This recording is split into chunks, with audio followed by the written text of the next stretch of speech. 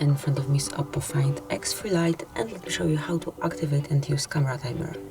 So first of all, just open your camera app, and when you are in photo mode, just slide a bit lower, and here you will notice timer function. And now you can pick 3 or 10 seconds delay, just mark it. Let's go back to the main option, and here you can grab a photo with, as you can see here, 3 seconds delay. So just click on it, and now wait until it's done. So that would be all.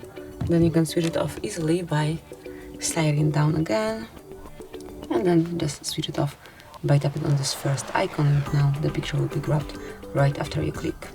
And this is it, that will be all. Thank you for watching. Please subscribe our channel and leave the thumbs up.